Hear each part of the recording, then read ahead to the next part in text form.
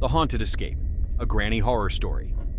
The air was thick with dust and the scent of old wood as Jake woke up in a dimly lit room. His head throbbed, and he couldn't remember how he got there. The last thing he recalled was walking home after school.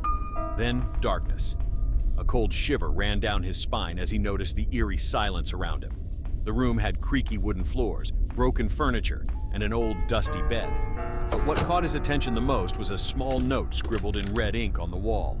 "You have 5 days." Before he could process its meaning, a loud creaking sound echoed through the hall. His heartbeat quickened. Someone, or something, was nearby. He tiptoed toward the door, peeking through a small crack.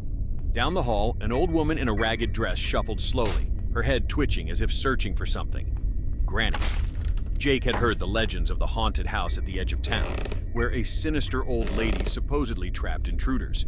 He never believed them, until now. Swallowing his fear, he moved cautiously, searching for an escape. He found a small trapdoor beneath the wall, leading to a hidden passage.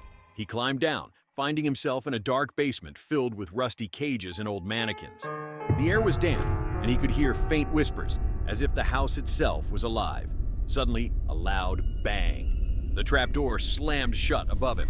Jake turned, and there she was, Granny, standing at the top of the stairs, a wicked grin on her wrinkled face.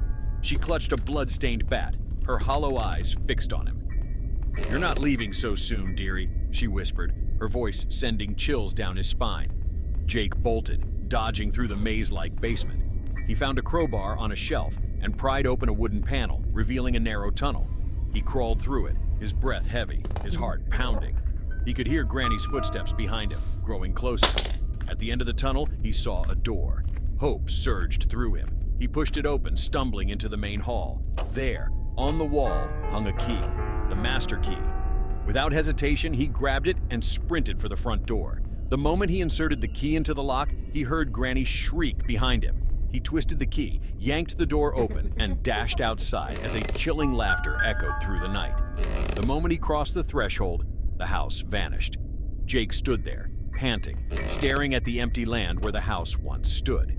It was as if it had never existed, but deep in the darkness, he could still hear her voice, whispering, "See you soon, dearie."